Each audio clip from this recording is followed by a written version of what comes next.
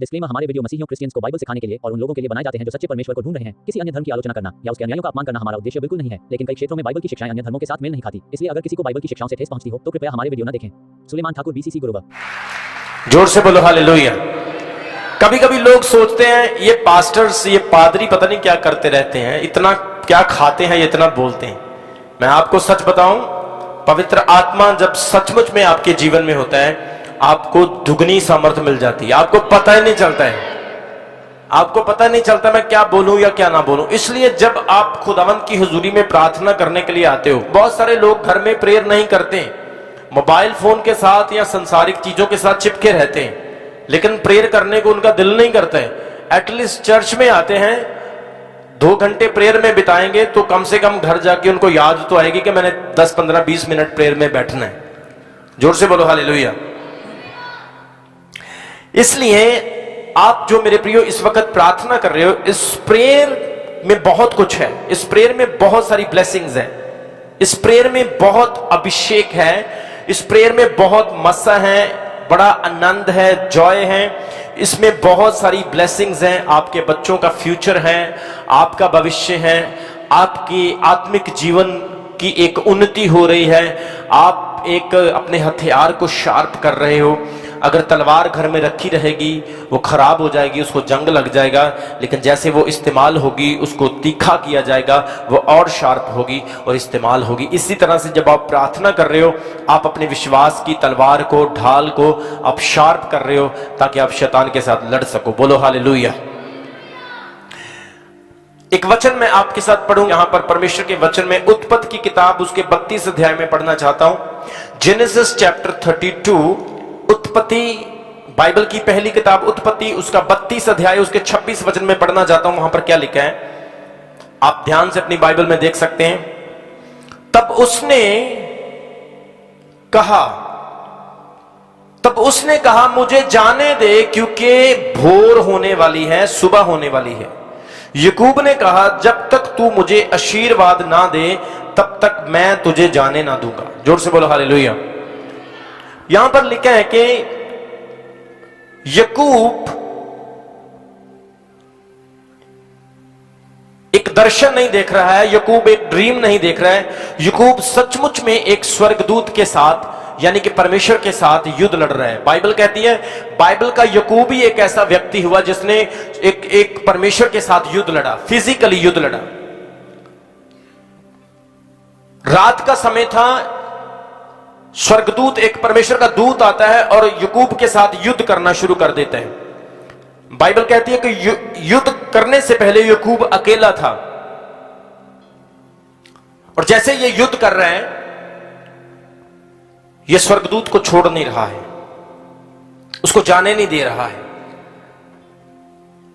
स्वर्गदूत ने याकूब को कहा कि मुझे जाने दे, क्योंकि सुबह होने वाली है, मैं लेट हो रहा हूं, मुझे जाने दे, सुबह होने वाली है, भोर होने वाली है। और आगे से याकूब उसको उत्तर देता है कि जब तक तू मुझे आशीष नहीं देगा तब तक मैं तुझे नहीं जाने दूंगा।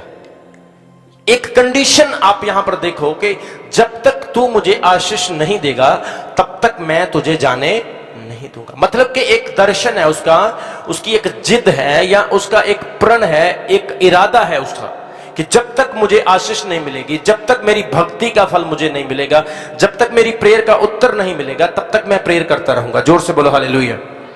जब तक मैं स्ट्रांग ना बन जाऊं, जब तक मेरा शरीर मजबूत ना हो जाए, मैं तब तक जिम जाऊंगा। जब तक मेरी सेहत अच्छी ना बन जाए तब तक मैं खुराक खाऊंगा।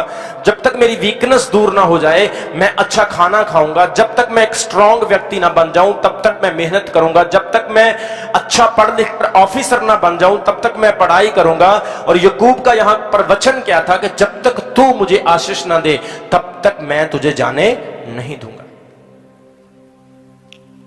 बाइबल कहती है कि याकूब को स्वर्गदूत ने आकर पकड़ लिया और उसके साथ युद्ध करना स्टार्ट कर दिया। कभी याकूब उसके ऊपर, कभी वो याकूब के ऊपर, कभी याकूब उसके ऊपर, कभी वो याकूब के ऊपर, और दोनों लड़ाई कर रहे हैं। सारी रात लड़ते ही रहते हैं और स्वर्गदूत को ऐसा लगा कि ये मुझे जीत लेगा। स्वर्गदूत ने सोचा कि इसके साथ मैं युद्ध कर रहा हूं, मैं हार रहा हूं। बाइबल कहती है कि स्वर्गदूत ने उसके पट की, उसकी टांग की एक जोड़ को निकाल दिया। जब उसका जोड़ निकाल दिया, अब वो लंगड़ा हो गया, अब वो उससे फाइट नहीं कर सकते हैं, लेकिन वो लंगड़ा लंगड़ा होकर भी उससे लड़ रहे हैं। जोर से बोलो हालेलुया। ये एक मौका होता है चर्च आपके पास, ये एक टाइम होता है जब ऐसा टाइम आपको मिलता है। बहुत सारे लोग इस तरह के टाइम को खो देते हैं। एक बात याद रखना, जब भी आपको प्रार्थना में सुस्ती पड़ती है, समझ लो कि आप फाइट के बैटल में जा चुके हो। जब भी आपका चर्च में मन नहीं लगता है, उस वक्त सोच लो कि वही टाइम आपकी ब्लेसिंग का होता है। जब भी शैतान आपके मन को इधर उधर ले जाने की कोशिश करे, सोच लो कि खुदावंद की बरकत से शैतान आपको दूर करना चाहता है, लेकिन आपने इस फाइट को जीतना है और बरकत 100% आपकी होगी। जोर से बोलो हालेलुया। वो बोला कि तूने मेरे पट का जोड़ निकाल दिया, मेरी टांग को जोड़ निकाल दिया, मुझे कोई प्रॉब्लम नहीं, लेकिन आज मैं तुझे नहीं जाने दूंगा। मेरे पास एक मौका है, ये एक अपॉर्चुनिटी है। अपॉर्चुनिटियों को ना खोया करें। कोई भी मीटिंग्स होती है, जब आप उसमें आते हैं, ये अपॉर्चुनिटीज होती है। मैं आपको बहुत सारे ऐसे लोग बता सकता हूं जो करोड़पति लोग हैं, जो लखपति लोग हैं, लेकिन उनकी जिंदगियों में आशीष नहीं है। ऐसे लोग बता सकता हूं जिनके पास बेबी ब्लेसिंग नहीं है, वो कहते हैं मुझे बेबी ब्लेसिंग मिल जाए। और ऐसे लोग हैं जिनके पास बच्चे भी हैं, लेकिन बच्चे होने के बाद भी वो दुखी हैं। ऐसे लोग मैं आपको दिखा सकता हूं जिनके रखने के लिए जगह नहीं है, इतना पैसा उनके पास है, इतनी दौलत शोहरत उनके पास है, लेकिन वो सुसाइड करना चाहते, वो मरना चाहते। ऐसे लोगों से मैं आपको मिला सकता हूं जो रात को 5-5 गोलियां खाकर सोते हैं, उनको नींद नहीं आती है। और मैं आपको ऐसे लोग भी मिला सकता हूं जो ब्लेस्ड हैं, पैसे वाले हैं, आशीषित हैं और अच्छी नींद भी सोते हैं। जोर से बोलो हालेलुया। इसलिए प्रार्थना मेरे प्रियो एक युद्ध की तरह है। हम 3 तरह से प्रार्थना करते हैं। एक हम प्रार्थना करते हैं शांति से, वो होती है मेडिटेशन की प्रार्थना, मध्यस्थता की प्रार्थना, जिसको हम इंटरसीडिंग प्रेयर कहते हैं। अकेले में खुदा के साथ बात करना, अकेले में परमेश्वर के साथ बात करना, उसको कहते हैं इंटरसीडिंग प्रेयर। शांति के साथ प्रार्थना करना, कोई डिस्टर्बेंस नहीं, आप ध्यान लगा रहे हो, जिसको कहते हैं मनन लगाना।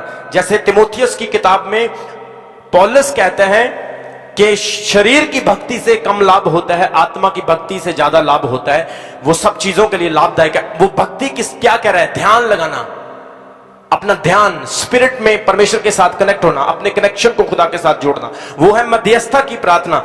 दूसरी प्रार्थना होती है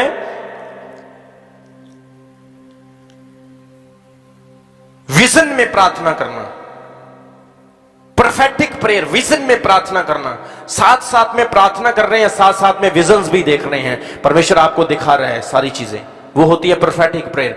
और तीसरी प्रार्थना होती है जैसे आज हम कर रहे हैं, उसको बोलते हैं फायर प्रेयर, इसको कहते हैं बैटल प्रेयर, इसको हम कहते हैं युद्ध की प्रार्थना।